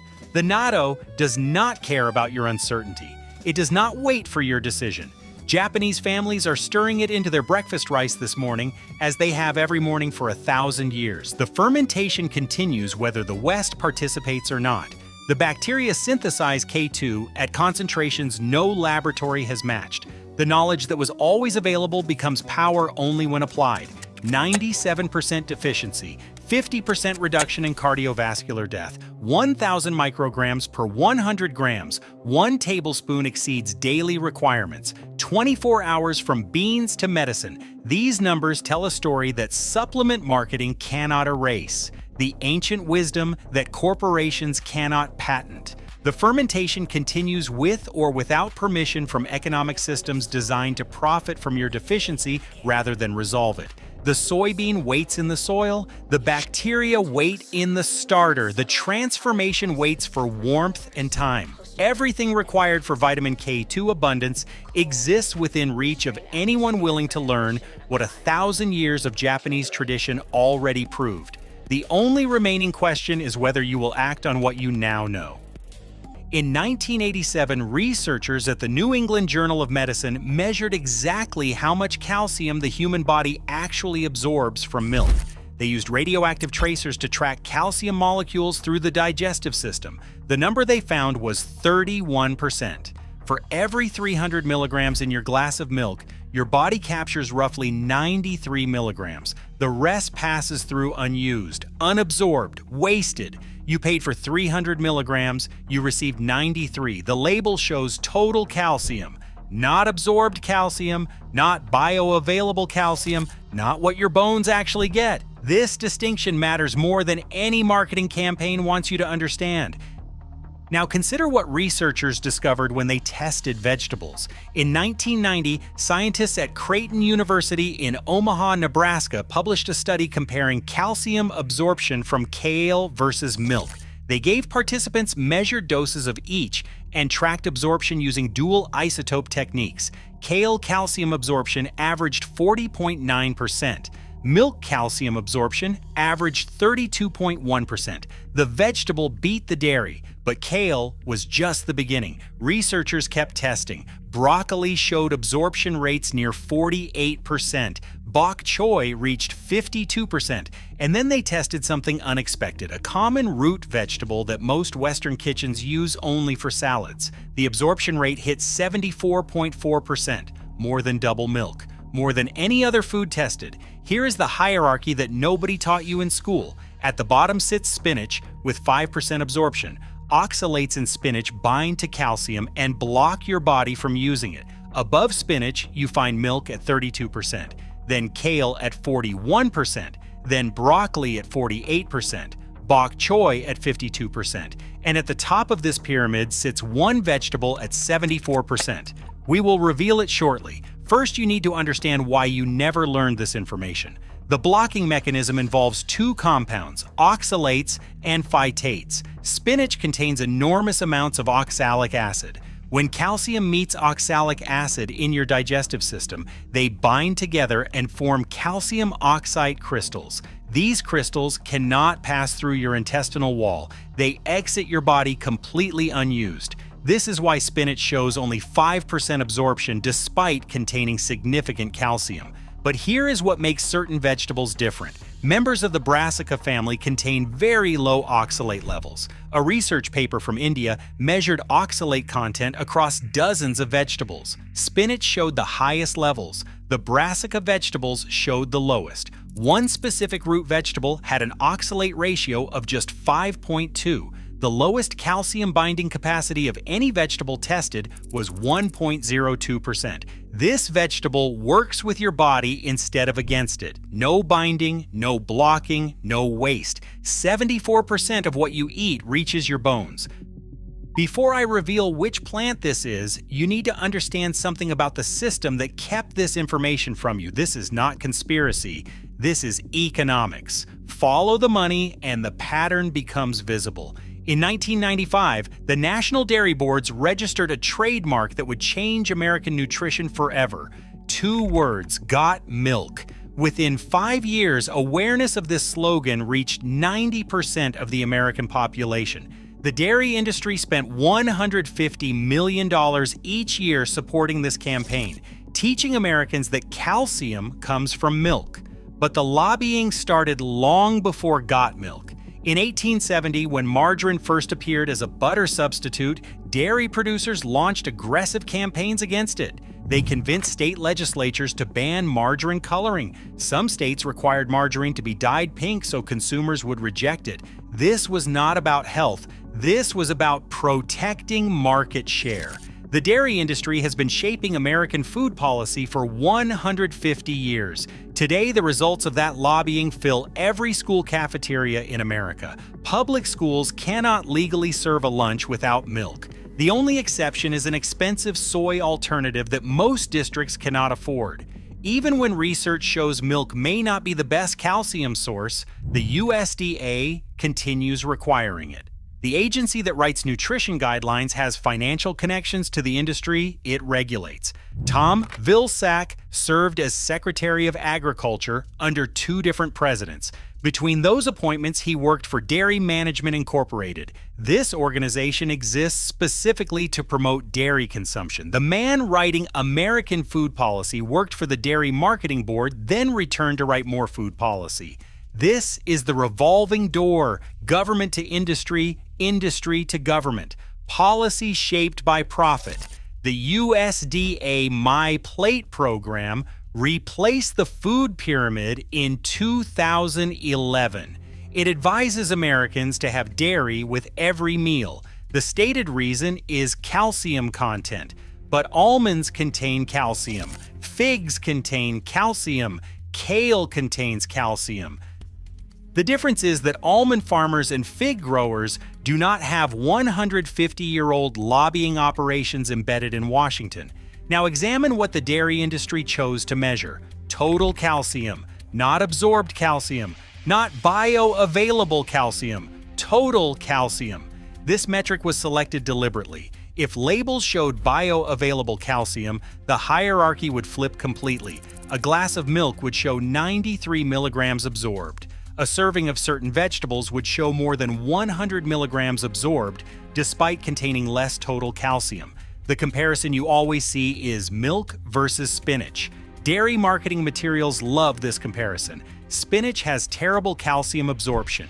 You would need to eat 15 cups of spinach to match 1 glass of milk. This is true, but it is also deliberately misleading. The comparison is never milk versus broccoli, never milk versus kale, never milk versus the 74% vegetable. Those comparisons would not serve the marketing narrative. In 2014, the British Medical Journal published results from a 20-year study involving 100,000 participants in Sweden.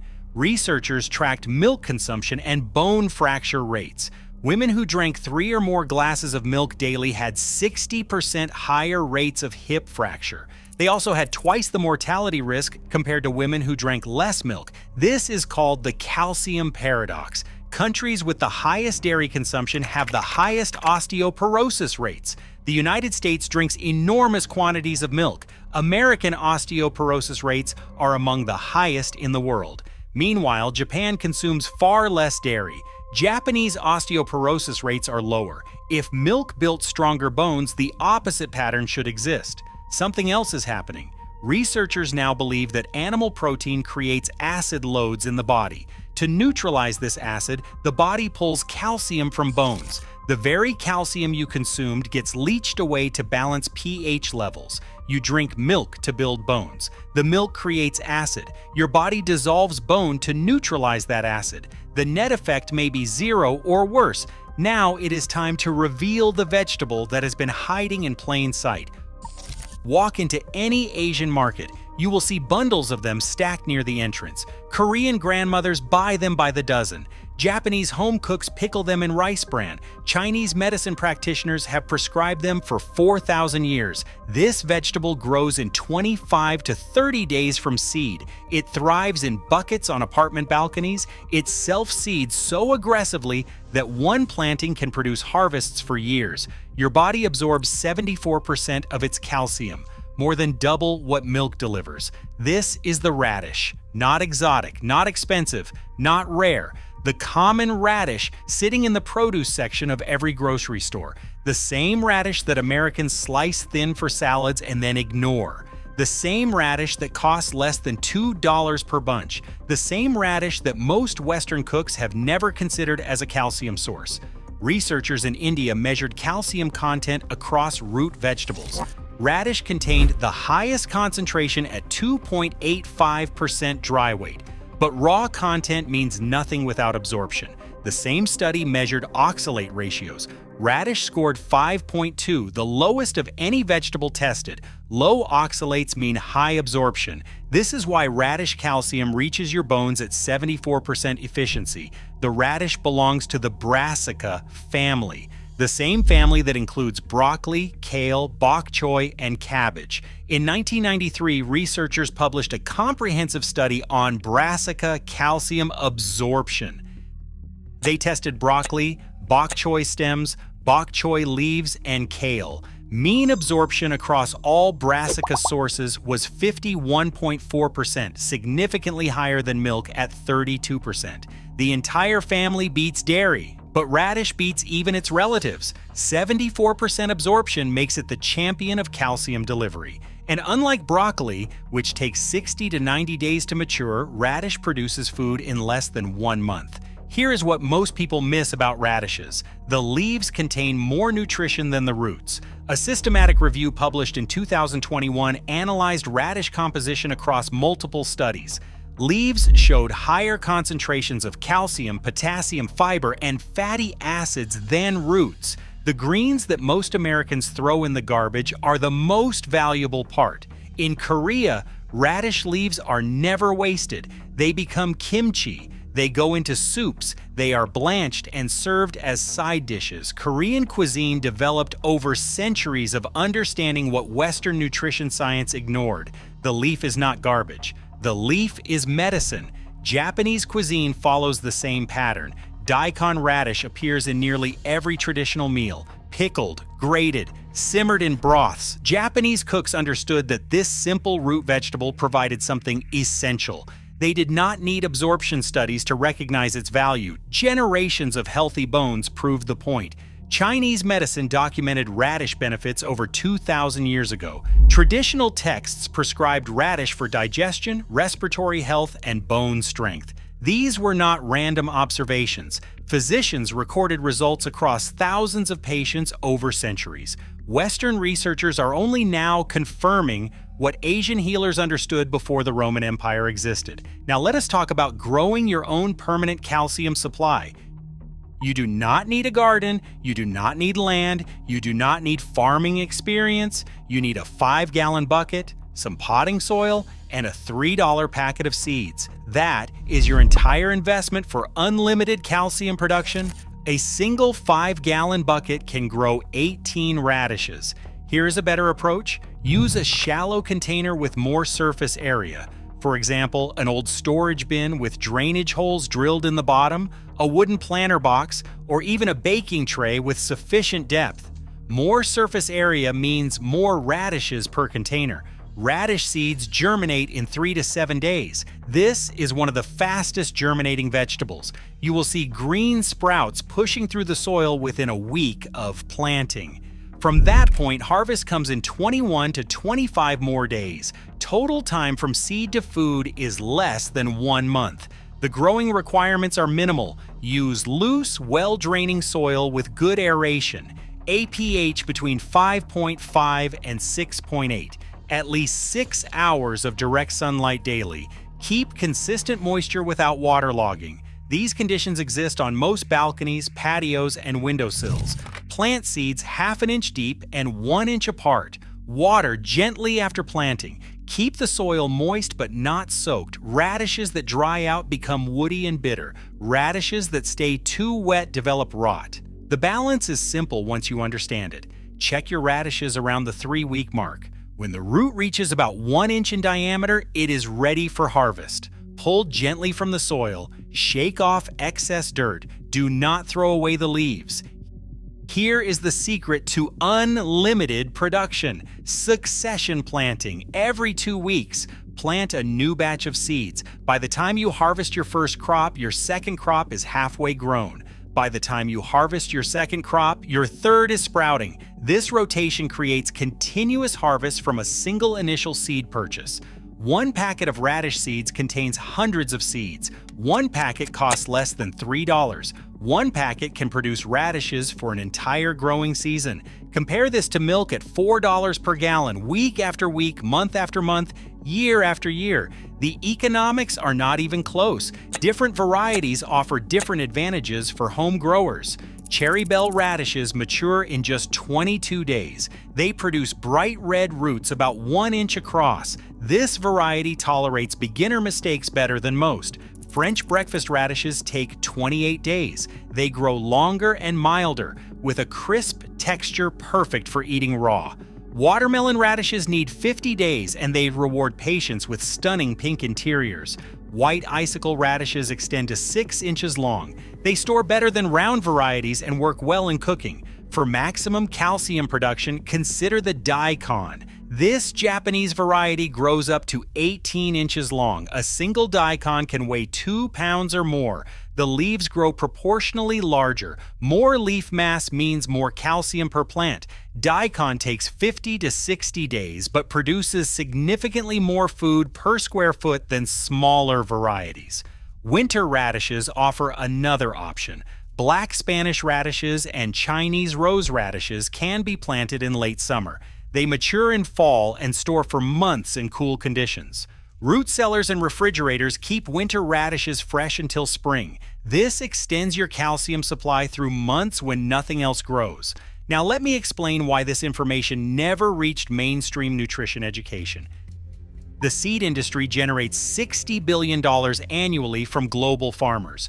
Corn seeds, soy seeds, wheat seeds, cotton seeds. These are all annual crops requiring new seed purchases every planting season. The business model depends on repeat customers. Farmers must buy again and again. Radish seeds disrupt this model. Radishes self-seed aggressively, allow some plants to flower at the end of the season. The flower spikes produce seed pods. Those pods drop seeds. Next spring, radishes appear without any action from you. Buy seeds once, harvest forever. A crop that requires no repeat purchases generates no repeat revenue. No corporation builds marketing departments around products that customers only buy once. No advertising budget exists for vegetables that replace themselves. The supplement industry follows similar logic. Global omega-3 supplements generate $4 billion annually. Fish oil requires fishing fleets, processing plants, purification technology, encapsulation facilities, and cold chain distribution. The complexity creates barriers. The barriers protect profits. Calcium supplements operate the same way. Extraction, purification, tablet pressing, quality control, shipping. Every step adds cost. Every step adds profit margin. A radish growing in a bucket threatens none of these supply chains. A radish cannot be patented. A bucket cannot be licensed. A balcony garden generates no quarterly earnings for anyone except the person eating from it. Search PubMed for studies on milk calcium absorption. You will find thousands of papers funded by dairy councils, supplement manufacturers, and organizations with financial interest in the results. Now search for radish calcium bioavailability. You will find far fewer studies. No major corporation benefits from proving that radishes beat milk, so no major corporation funds that research. This is not conspiracy, this is structure. Economic systems promote what benefits economic systems. Research follows funding. Funding follows patents. Patents require control over the product. Radishes cannot be controlled. They grow, they spread, they seed themselves, they become free. What cannot be owned cannot be sold. What cannot be sold cannot be marketed. What cannot be marketed does not enter public consciousness. 3 generations of Americans grew up without knowing that radish calcium absorbs at double the rate of milk. Not because anyone actively hid this fact, because no one profited from revealing it, but the knowledge was never actually hidden. It was simply ignored by Western systems while remaining common understanding everywhere else. Korean families have known for centuries. They grow radishes in every kitchen garden. They eat the leaves and roots at nearly every meal. Korean bone health statistics outperform American numbers despite lower dairy consumption. The evidence was always visible to anyone willing to look outside Western nutrition orthodoxy. Japanese cuisine centered on radishes for similar reasons. Before industrial food systems existed, families grew what kept them healthy. Radishes kept them healthy. The practice continued generation after generation without requiring scientific validation. Grandmother knowledge encoded in recipes and garden layouts. Chinese medical texts documented specific radish benefits long before Western medicine existed as a discipline. Practitioners did not need molecular absorption studies. They observed patients. They recorded results. They built knowledge across millennia of clinical experience. This knowledge filled thousands of pages in texts that Western researchers never translated. The same pattern appears with countless traditional foods. Asian cultures developed sophisticated nutritional understanding through centuries of observation. Western science often takes decades to confirm what traditional practices already established. The Brassica family and its calcium absorption is just one example among many. Consider what happens when you cook radishes. Many people only eat them raw, but cooking transforms both flavor and nutrition. Sautéed radish greens taste similar to spinach, but deliver far more usable calcium. Roasted radish roots lose their sharp bite and become sweet and tender. Braised radishes absorb surrounding flavors while maintaining their nutritional profile. Pickled radishes preserve calcium content for months of storage. Each preparation method opens different possibilities for incorporating this vegetable into daily meals. The simplest approach requires no cooking at all. Harvest radishes in the morning when water content peaks. Rinse thoroughly under cold water. Slice roots thin and add to salads. Chop leaves and mix into any green salad. The peppery flavor complements milder lettuces perfectly. 1 handful of radish greens added to your lunch salad delivers more absorbable calcium than the glass of milk you were told to drink. Smoothies offer another easy method. Radish greens blend well with fruits. The mild bitterness disappears when combined with banana or mango. A morning smoothie with 1 cup of radish greens, 1 banana, and some berries provides calcium your body actually uses. Children who refuse vegetables often accept smoothies without complaint. The greens become invisible while the nutrition remains intact. Fermentation unlocks even more benefits. When you ferment radishes into kimchi or pickles, beneficial bacteria multiply throughout the food. These probiotics improve gut health. Better gut health means better nutrient absorption overall. The fermentation process also breaks down cell walls in the vegetable. This releases calcium that might otherwise remain locked inside plant fibers. Fermented radishes may deliver even higher absorption rates than fresh ones. Korean and Japanese cultures discovered this centuries ago through practice. Modern microbiome research is only beginning to explain why. Dehydration offers long-term storage without refrigeration. Slice radish roots thin and dry them in the sun or a low-temperature oven. The dried chips store for months in sealed containers. Radish leaves dry even faster. Crumble dried leaves into soups, stews, or rice dishes throughout the winter. The calcium remains stable through the drying process. You lose water weight but keep the minerals. 1 pound of fresh radish greens becomes a few ounces of concentrated nutrition that lasts until your next growing season begins. Now you understand the full picture. The dairy industry spent $150 million per year teaching you that milk builds bones. They spent 150 years lobbying governments to require milk in schools. They funded research that measured total calcium instead of absorbed calcium. They compared milk to spinach instead of milk to radishes. They built a system where the metric itself was designed to favor their product. Meanwhile, a vegetable that absorbs at 74% efficiency sat in produce aisles everywhere. Cheap, available, growing in backyard gardens across Asia, documented in medical texts for 4,000 years, ignored by the very systems claiming to optimize human nutrition. The radish does not care about marketing budgets. It does not care about lobbying operations. It does not care about research funding or patent protection or quarterly earnings reports. It cares about one thing: growing. Plant radish seeds and they will grow. Neglect them slightly and they will still grow. Forget to harvest some and they will flower, produce seeds, and plant themselves for next year. This is what a survival crop looks like. Not freeze-dried emergency rations. Not supplements shipped from factories. A plant that returns every season without asking permission. 1 5-gallon bucket produces 18 radishes per cycle.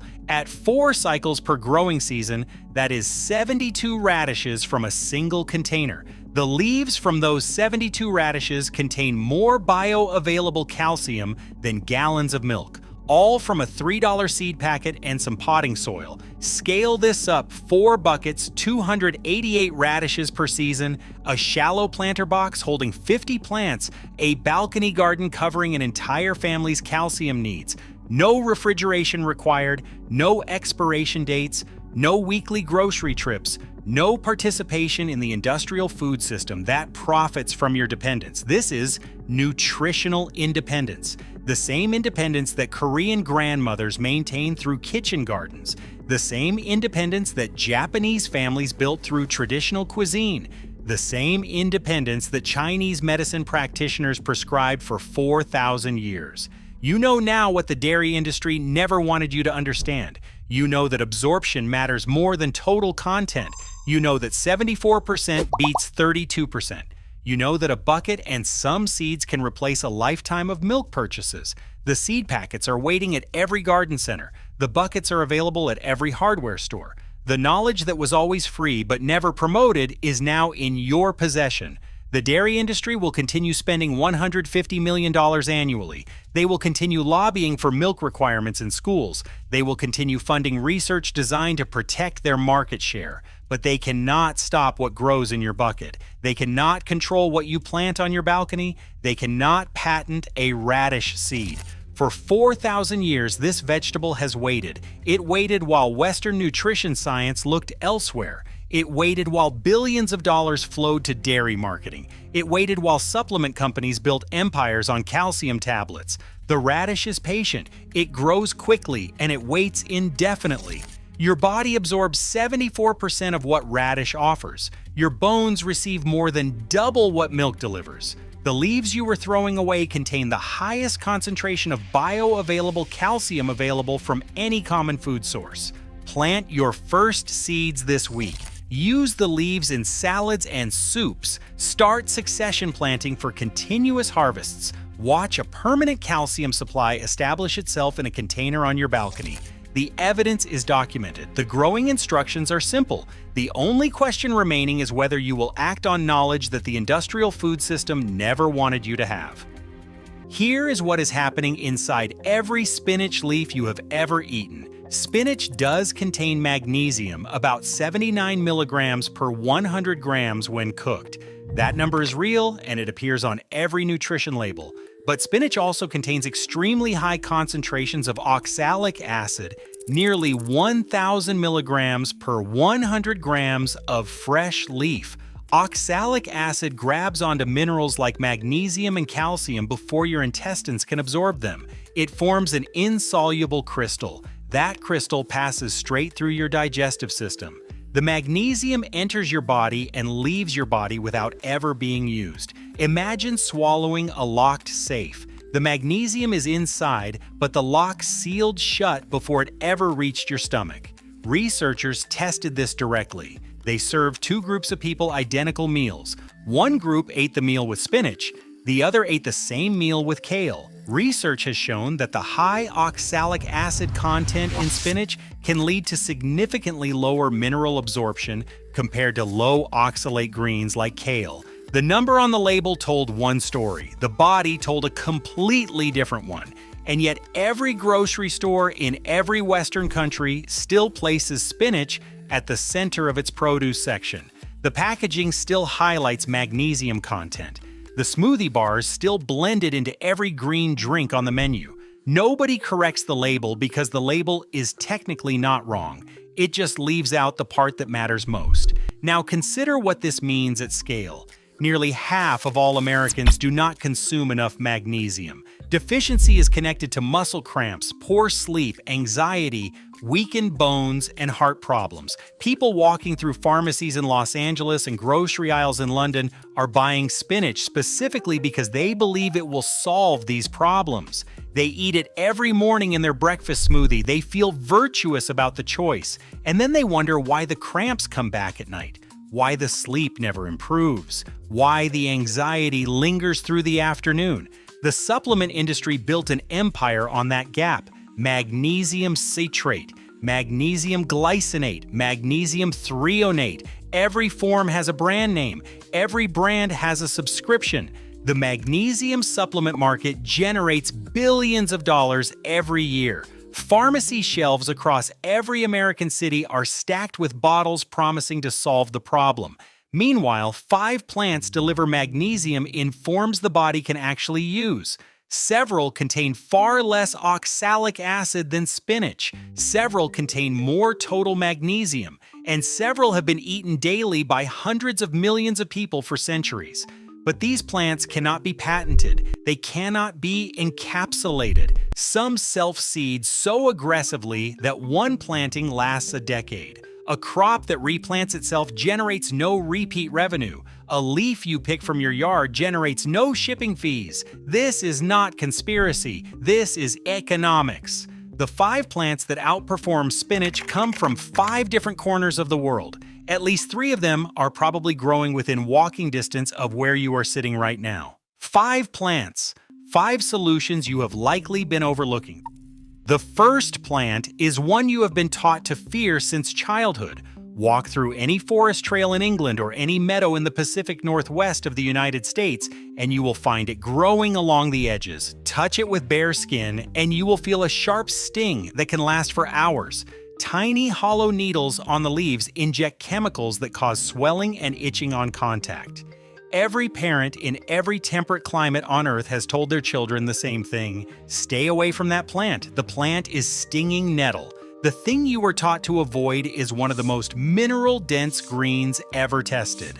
Blanched nettle leaves contain roughly 57 milligrams of magnesium per 100 grams, alongside 481 milligrams of calcium. It is loaded with iron, potassium, and zinc. Its protein content reaches 30% of dry weight. And here is the critical difference. Nettle contains far less oxalic acid than spinach. The magnesium in nettle is not locked behind a wall. Your body can actually absorb it. Growing nettle is almost absurdly simple. It is a perennial. Plant it once, and it returns every single spring for years without replanting. It thrives in partial shade and moist soil across zones 3 through 10, which covers nearly every climate in the United States and most of Europe. It spreads by underground runners and colonizes new ground on its own. Many foragers do not even bother planting it. They harvest wild nettle from roadsides, forest edges, and abandoned lots every February through May, when the young shoots are most tender. 1 minute of blanching in boiling water neutralizes the sting completely. After that, the leaves are soft and mild. Use them exactly as you would spinach. Cook them in a pan with garlic. Blend them into soup. Dry them for tea. Stir them into pesto. Every preparation that works for spinach works better with nettle because the magnesium actually reaches your bloodstream. But nettle requires a little knowledge to handle safely. The next plant requires nothing at all. It is already growing in your yard right now, and you have probably been ripping it out every single summer for your entire adult life. The second plant goes by many names. In India, they call it bathua and sell it at every street market. In Mexico, they call it quelaites and cook it into everyday meals. Across Europe, it was called fat hen because farmers noticed their chickens grew plump eating it. Most American gardeners call it a weed. Lamb squarters. If you have a garden or even a neglected flower bed, you have almost certainly pulled this plant out of the ground and thrown it in the trash. Consider what you were discarding. 100 grams of lamb squarters provides more vitamin C than oranges, more vitamin A than carrots, and meaningful amounts of calcium, iron, and magnesium. It is a close relative of quinoa. Its soluble oxalate levels are substantially lower than spinach. Cooking reduces those levels even further. Growing lamb squarters takes no effort because it grows entirely on its own. It appears in disturbed soil across zones 2 through 11. No fertilizer, no watering schedule, no special care. A single plant can produce up to 75,000 seeds in one season. You do not plant lamb squarters, you simply stop killing it. Identify it by the distinctive goosefoot-shaped leaves and the white powdery coating on the undersides. Once you recognize it, you will start seeing it everywhere. Garden beds, sidewalk cracks, empty lots. It has been there your entire life. The flavor is mild, even milder than spinach. Cook it with olive oil and garlic. Toss young leaves raw into salads. Blanch and freeze it for winter. In Indian kitchens, bathua is mixed with spices and cooked into saag that families eat every week during the winter months. A recipe that has worked for generations still works today. The third plant on this list was not ignored by accident. It was targeted. An empire tried to erase it from the face of the earth. Before the Spanish arrived in the Americas, the Aztec Empire cultivated a grain that fed millions. Warriors carried it on long campaigns. Priests used it in sacred ceremonies. Farmers grew it across the highlands of central Mexico in fields that stretched to the horizon. The grain was amaranth. And when the conquistadors landed in the 1500s, they did not just conquer the people, they banned the crop.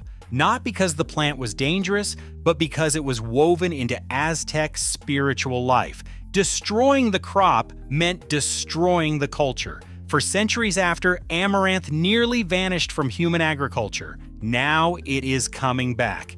The numbers explain why. Amaranth grain contains roughly 280 milligrams of magnesium per 100 grams. That is more than 3.5 times the magnesium in cooked spinach. It also contains all 9 essential amino acids, making it a complete protein.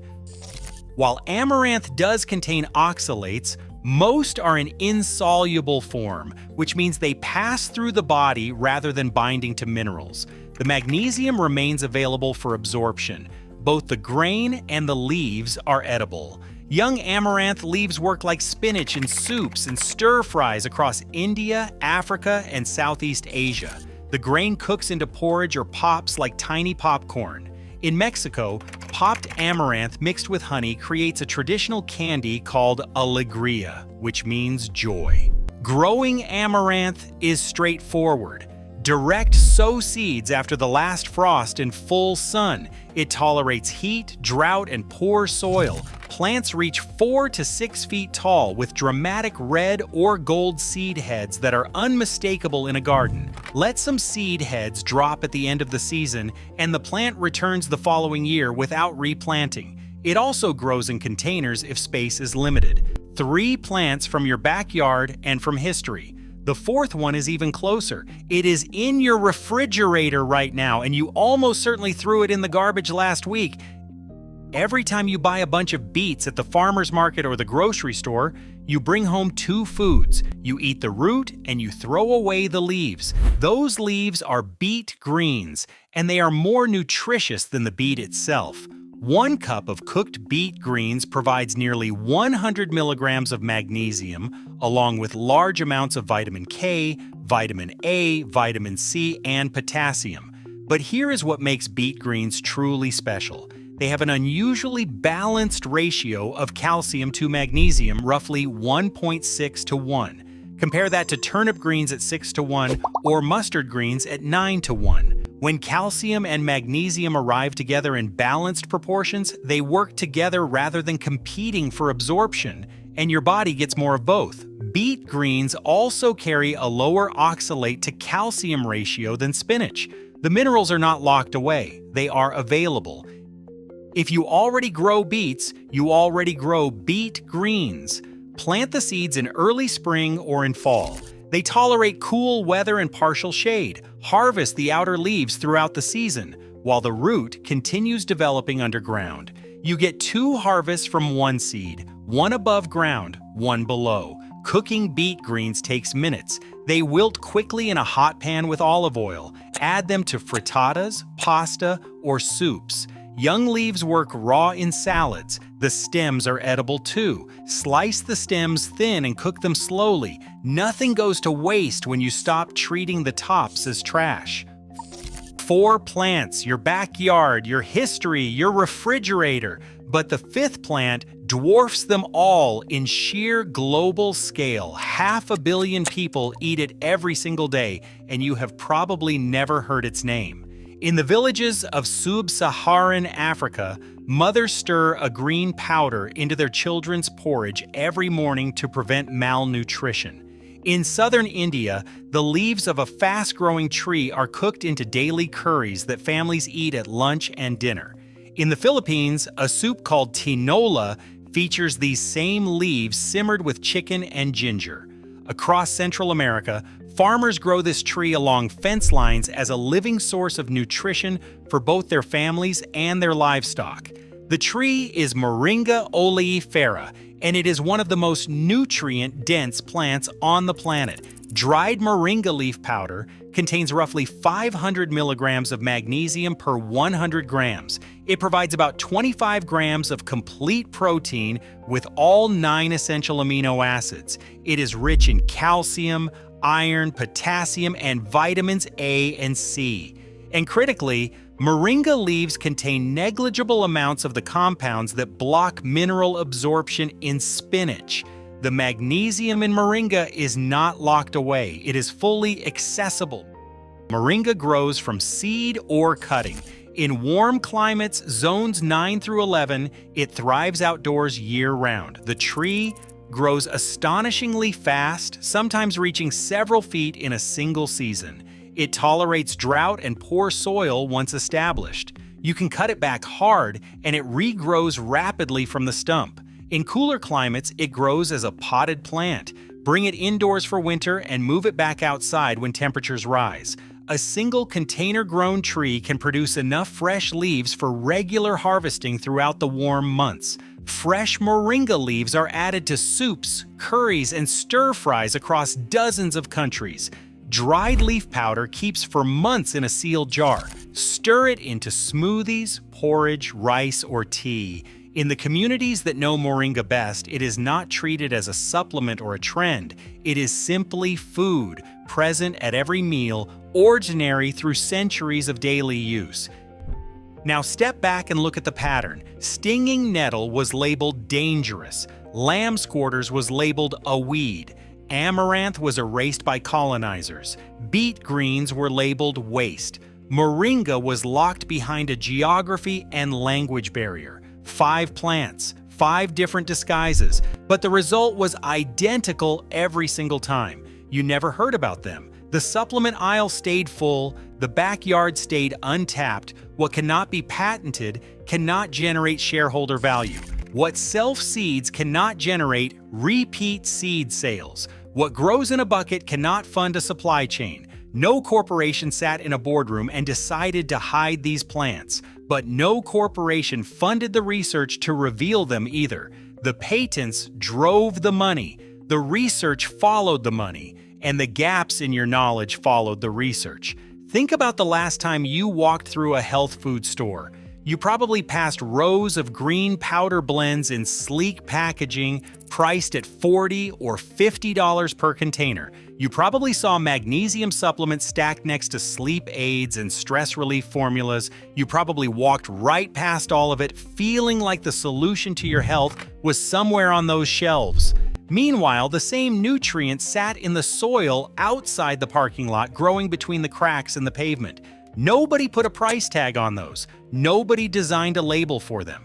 And that is exactly why you never look down. Now consider what a single backyard can produce across 12 months. In spring, harvest nettle and lamb's quarters as they push through the soil with the first warm days. In summer, pick amaranth greens and beet greens at their peak. Dry moringa leaves from a potted tree year-round, or buy the powder in bulk from any international grocery store. Dry nettle and lamb's quarters in autumn for winter teas and cooking powder. Freeze blanched beet greens for soups through the cold months. Save amaranth seeds for porridge on January mornings. 5 plants, 12 months. A continuous supply of bioavailable magnesium without a single supplement bottle, and the total cost after the first season is effectively zero. For any of these greens that still contain some oxalates, there is one simple technique that reduces them. Blanch or boil briefly and then discard the water. This breaks down soluble oxalates and frees the minerals for absorption. Every culture that has eaten these greens for centuries already knows this. Indian sag recipes blanch greens before frying them in ghee. Stinging nettles require careful handling and a quick boil to neutralize their sting and reduce oxalates. This traditional knowledge ensures they are both safe and nutritious. It was simply never translated into the Western health conversation. The question was never, where do I get magnesium? The question was, who benefits from you not knowing where to get it for free? Now you know. 5 plants. 3 of them grow without permission. 1 is already in your refrigerator. 1 grows on every continent where the sun is strong. The supplements are optional. The backyard is not. The nettle patch you plant this spring will return next spring, and the spring after that. The lamb's quarters you stop pulling will drop 75,000 seeds this autumn. The amaranth your children harvest is the same grain that fed an empire 500 years ago. The beet greens you stop throwing away start nourishing your family tonight. The moringa tree on your porch connects you to 500 million people who already understand what Western nutrition is only beginning to learn. This is not gardening. This is inheritance. And every spring, these plants will return to remind you that the most valuable things in life grow without asking and cost nothing at all. Science confirmed what every traditional garden already knew. These plants have always been the answer.